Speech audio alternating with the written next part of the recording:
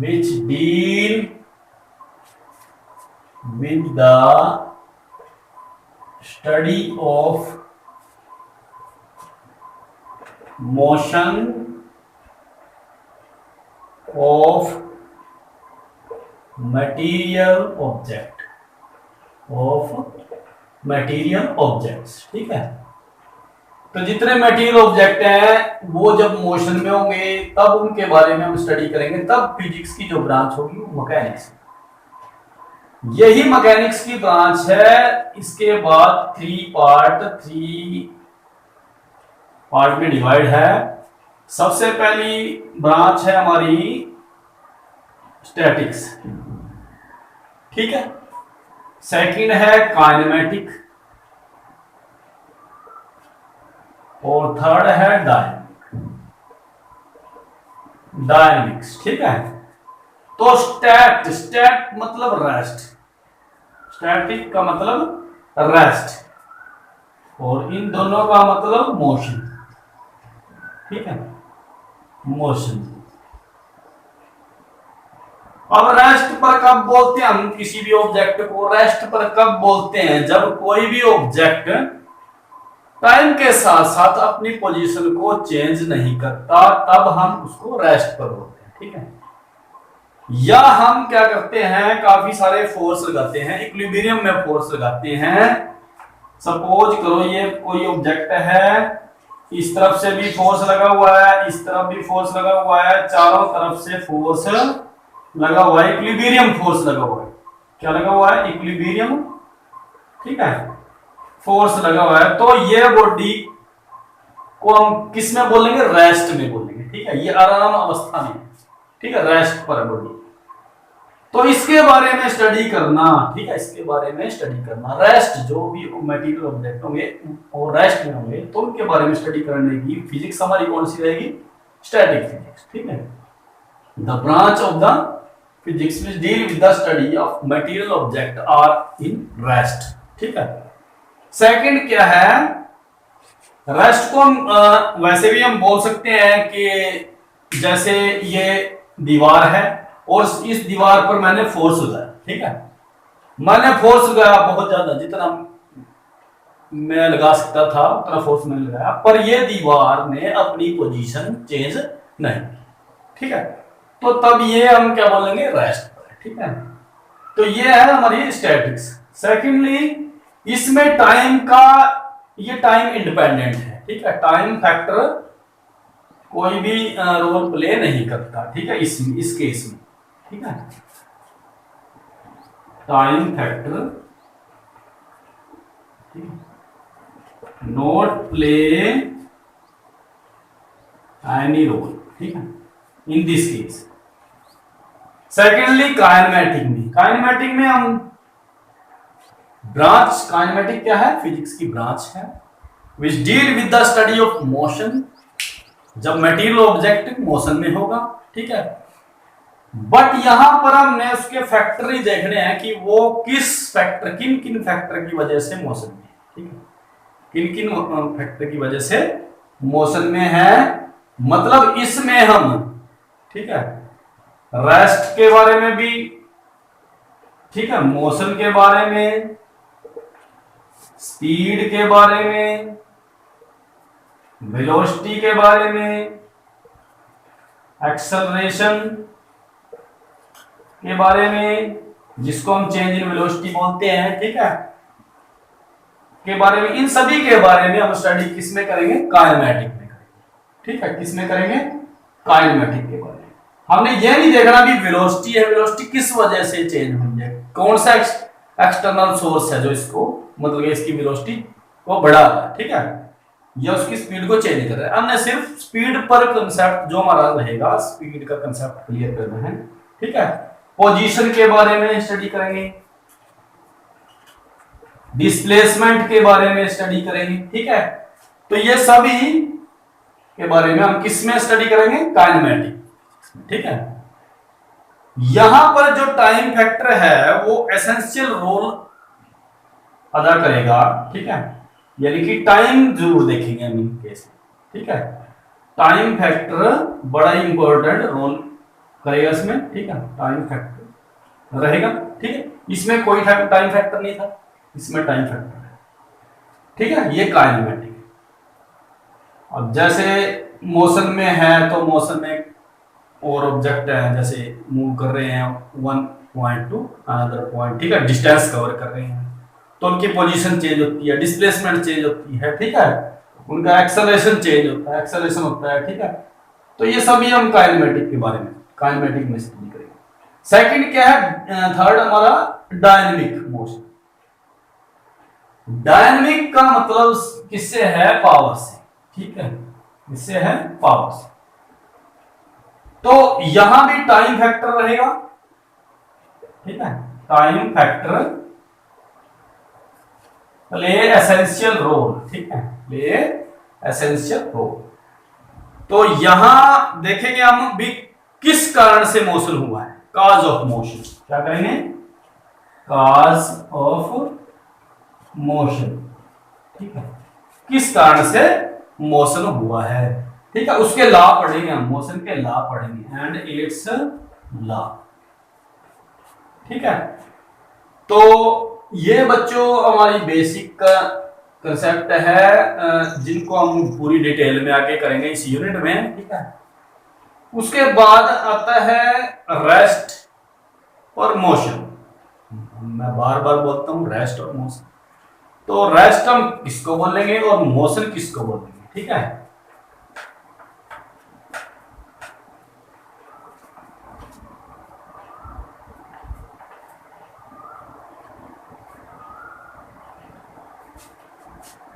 तो पहले हम रेस्ट के बारे में देख लेते हैं। रेस्ट का मतलब क्या है, an object said to be at rest if it does not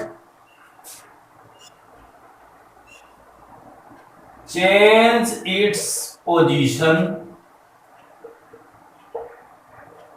with respect to surrounding, with respect to its surrounding,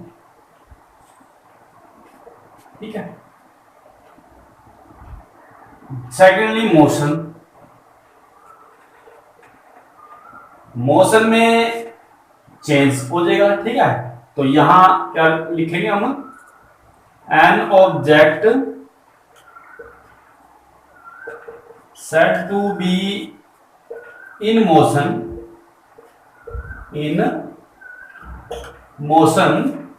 if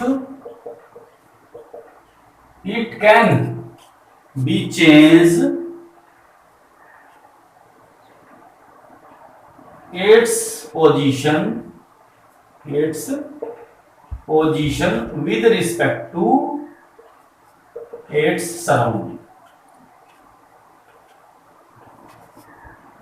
तो बच्चों यहां पर ये वर्ड है जो, ठीक है, ये सबसे इंपॉर्टेंट वर्ड जिसको समझने, ठीक है। तो विद रिस्पेक्ट टू सराउंडिंग, ठीक है, क्या मतलब है, जैसे रेस्ट को अगर हम देखें, जैसे ये ऑब्जेक्ट है, ये ऑब्जेक्ट है, तो यहां से लेकर इस वॉल तक का डिस्टेंस, यहां से लेकर उस वॉल तक का डिस्टेंस, और यहां से इस बोर्ड तक का डिस्टेंस फिक्स है, ठीक है। ये यहां से बिल्कुल ये जो डिस्टेंस है वो डिस्टेंस चेंज नहीं होता, टाइम पास होता रहता है, ठीक है, टाइम पास होता रहता है, पर ये ऑब्जेक्ट अपनी पोजीशन को चेंज नहीं करता। तो तब हम इसको रेस्ट पर बोलेंगे, किसमें बोलेंगे, रेस्ट पर। अब यहां किसके विद रिस्पेक्ट टू में, सराउंडिंग की, ऑब्जेक्ट की उसमें, ठीक है। अब ये ऑब्जेक्ट किस पे है, रेस्ट पर है, ठीक है, पर और ऑब्जेक्ट अगर मूव कर रहे हैं या कुछ भी कर रहे हैं उनके कंपैरिजन में, ठीक है, एक ऑब्जेक्ट इसके साथ मूव करता है तो उसके साथ ये ऑब्जेक्ट रेस्ट पर होगा, ठीक है। इसका मतलब क्या है, with respect to its surrounding, भी उसके आसपास की चीजों को भी देखना है। जैसे मैं हूं और मैं यही हूं, टाइम पास होता रहता है, पर मेरे विद रिस्पेक्ट टू में जो चीजें है वो मूव कर रही हैं और मैं यही हूं, मेरी पोजीशन चेंज नहीं होती है, तो मैं रेस्ट पर। ठीक है, जैसे बुक टेबल पर रखी हुई है तो बुक किसमें, रेस्ट पोजीशन। ठीक है, तो काफी सारे एग्जांपल हैं रेस्ट के। सेकंड क्या है, मोशन। मोशन कब बोलेंगे, जब उसकी पोजीशन चेंज होगी। ठीक है, changing its position with respect to surrounding, surrounding आसपास की चीजों, चाहे जैसे ये मैंने इसका एग्जांपल दिया था, जैसे ये ऑब्जेक्ट है, तो अब ऑब्जेक्ट क्या है, यहां अगर चला गया, ठीक है, यहां चला गया, तो अब देखिए उस वाल से ये डिस्टेंस चेंज हो गया, उस वाल से यहां तक का डिस्टेंस चेंज हो गया, और इस वाल से ये डिस्टेंस चेंज हो गया, तो डिस्टेंस चेंज हो जाता है। ठीक है, विद रिस्पेक्ट, साथ साथ किसके, टाइम के। ठीक है, और विद रिस्पेक्ट टू सराउंडिंग, और आसपास की चीजें, अगर मान लिया वो रेस्ट पर है तो ये मोशन में है। ठीक है, तो दोनों क्या है, एक दूसरे के रिलेटिव हैं। ठीक है, दोनों क्या है, एक दूसरे के relative, rest and motion are relative. ठीक है, रिलेटिव का मतलब संबंध है एक दूसरे में, ठीक है, जो कि फिक्स है। तो एक एग्जांपल लेते हैं कि an object at rest in one situation. ठीक है, इसी को कैसे लिखेंगे हम, N object is at rest in one situation but in another situation same object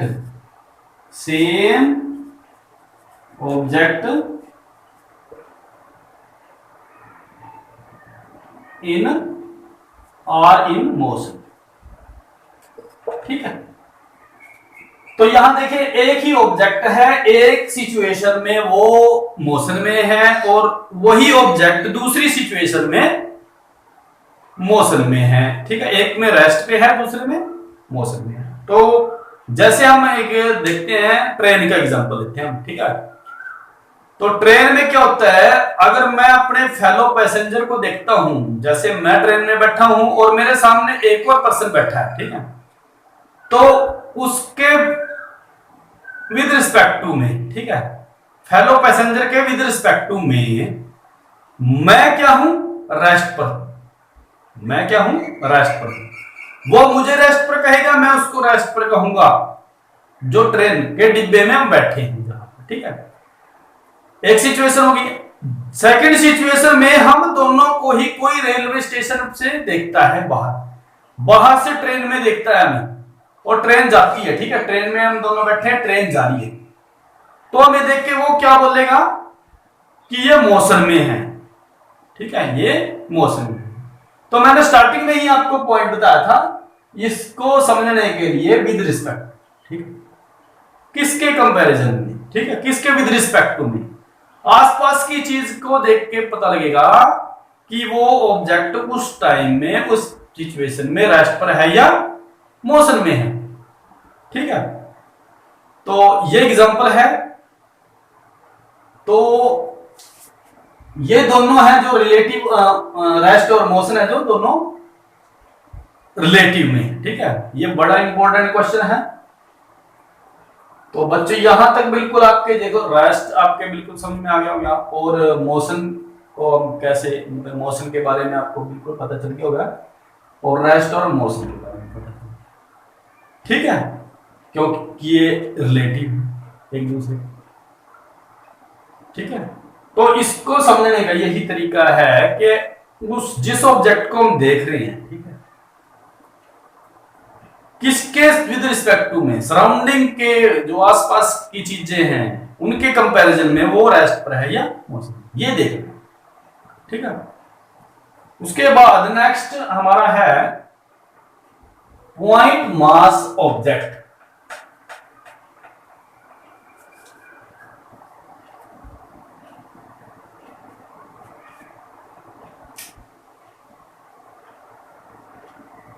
point mass object. ठीक है, पॉइंट मास ऑब्जेक्ट क्या बोलते हैं? अगर हम नाम से देखें तो कोई ऑब्जेक्ट है जो कि पॉइंट का है। ठीक है, समझे? इसको हम मान लेते हैं अभी कोई ऑब्जेक्ट है जिसकी लेंथ क्या है, ना के बराबर है। ठीक है, जिसका साइज क्या है, ना के बराबर है, नेग्लिजिबल साइज है। तो क्या ऐसा हो सकता है कि किसी का साइज नेग्लिजिबल हो? नहीं हो सकता।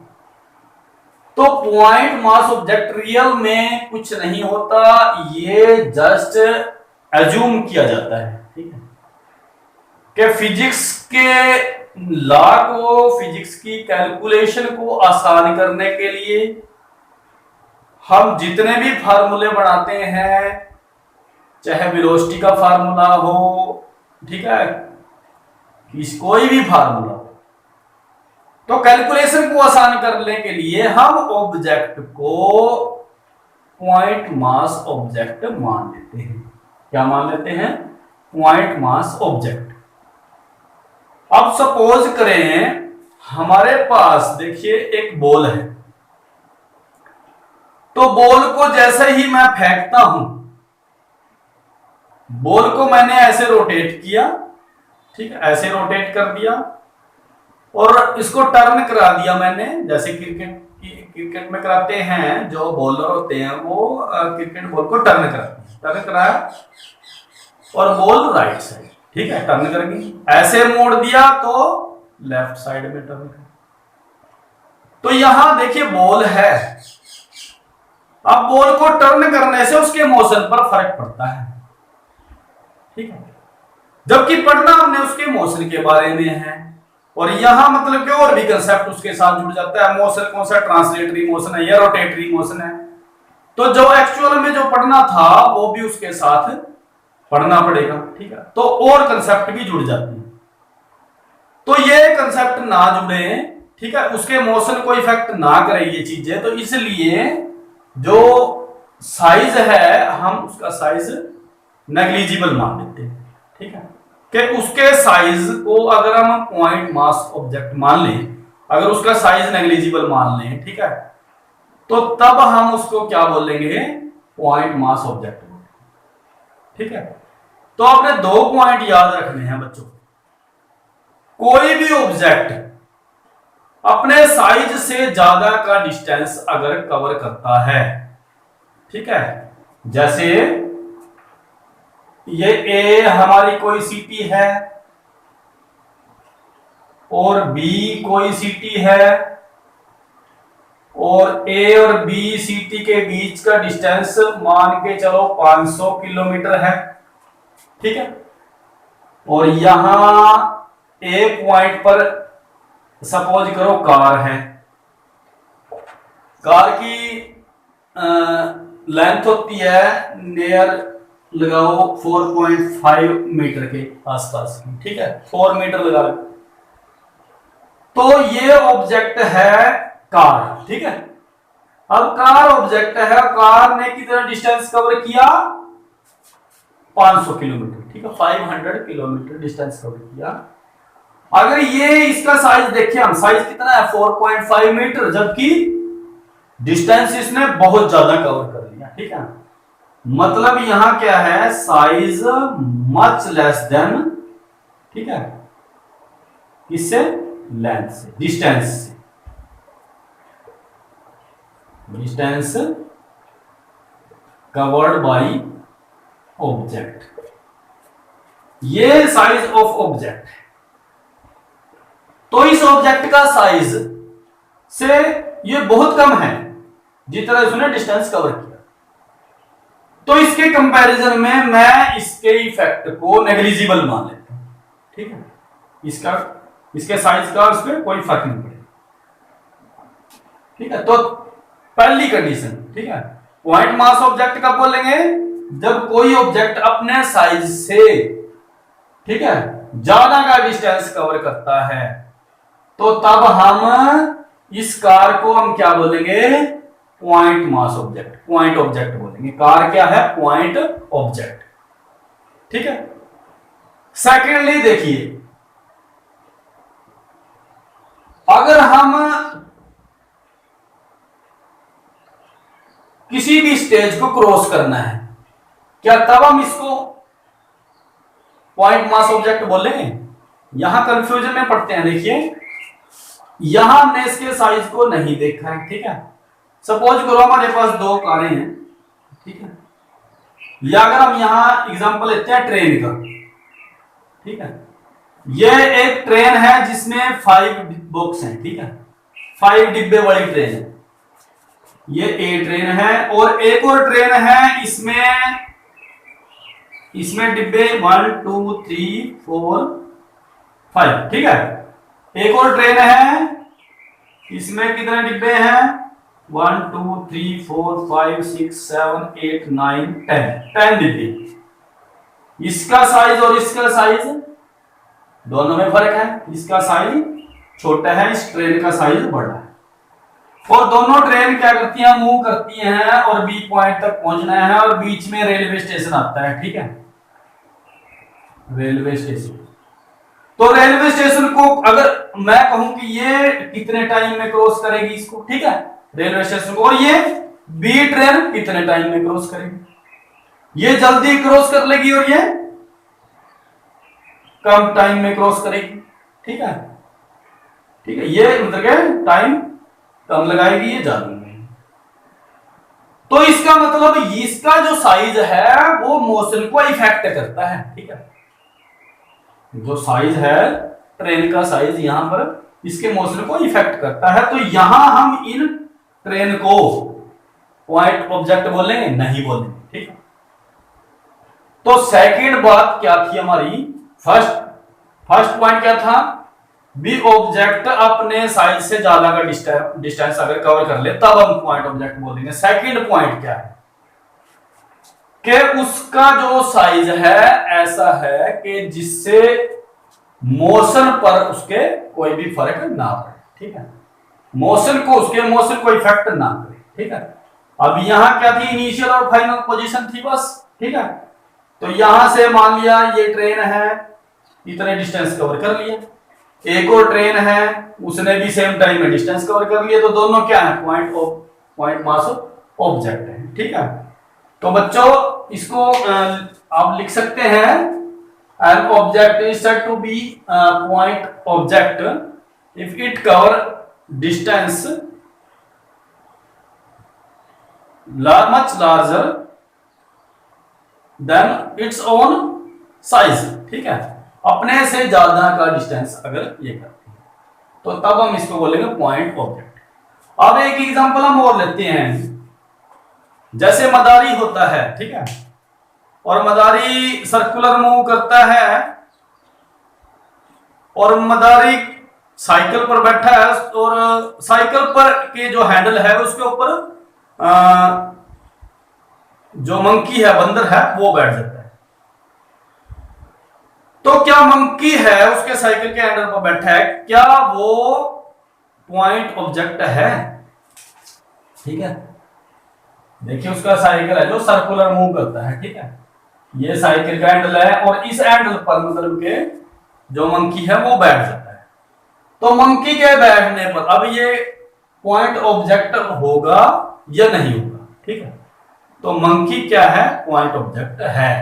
ठीक है। मंकी क्या है, पॉइंट ऑब्जेक्ट है। क्यों? क्योंकि मंकी के हैंडल पर बैठने से उसके मोशन पर कोई फर्क नहीं पड़ता। ठीक है। उसके मोशन पर कोई फर्क नहीं पड़ता और ये अपने साइज से ज्यादा का डिस्टेंस भी कवर कर लेता है। ठीक है। सेकंड क्या है, एक एग्जांपल हम और लेते हैं। देखिए अगर हम देखते हैं सन के अराउंड अर्थ की रिवॉल्यूशन को। ठीक है। सन के अराउंड अर्थ की रिवॉल्यूशन, अब अर्थ की रेडियस भी बहुत ज्यादा है।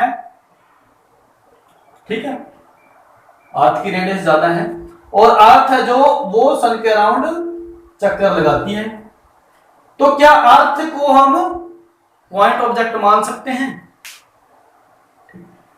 अब आपके दिमाग में आता है कि ये तो बहुत बड़ी है, साइज इससे बहुत ज्यादा है, तो ये पॉइंट ऑब्जेक्ट कैसे हो सकती है। ठीक है, ये चीज कंफ्यूजन आपकी दूर करनी है। देखिए यहां जो अर्थ है वो चक्कर लगाती है, तो जो उसका ऑर्बिटल है, जिस ऑर्बिटल में वो चक्कर लगाती है अर्थ किसके चारों ओर, सन के अराउंड, तो वो जो लेंथ है उस लेंथ से बहुत छोटा इसका डायमीटर है। ठीक, यानी कि ये डायमीटर इसका मच लेस देन, बहुत छोटा है किससे, लेंथ ऑफ द ऑर्बिट से। तो मैं इस अर्थ को क्या मान सकता हूं, पॉइंट ऑब्जेक्ट मान सकता हूं। ठीक है, क्या मान सकता हूं, पॉइंट ऑब्जेक्ट। ठीक है, तो बच्चों ये था पॉइंट मास ऑब्जेक्ट। ठीक है, बिल्कुल आपके ये समझ में आना चाहिए। तो फिजिक्स की कैलकुलेशन को आसान करने के लिए हम जितने भी आगे लॉ लगाएंगे उनमें सभी में हम क्या करेंगे, कोई भी ऑब्जेक्ट है उसको बॉडी ऑब्जेक्ट नहीं मानेंगे, हम उसको पॉइंट ऑब्जेक्ट मानेंगे। ठीक है, जब यहां सिचुएशन थी, सिचुएशन पर दोनों का साइज इसके मोशन को क्या करता था, अफेक्ट करता था। ठीक है, तो यहां हम इसको बॉडी ऑब्जेक्ट मानेंगे। ठीक है, नॉर्मल बॉडी की तरह है। ठीक है, और अगर इसके मोशन को कोई फर्क नहीं पड़ता है, ठीक है, और जो ऑब्जेक्ट अपने साथ साइज से ज्यादा का डिस्टेंस भी कवर कर लेता है, तो तब हम क्या बोलेंगे कि ऑब्जेक्ट है वो पॉइंट मास ऑब्जेक्ट है, पॉइंट ऑब्जेक्ट बोलेंगे। तो बच्चों आज के लिए इतना ही। नया यूनिट आज हमने स्टार्ट किया है, आपने इसको बिल्कुल बड़े ध्यान से पढ़ना है। ठीक है, थैंक यू।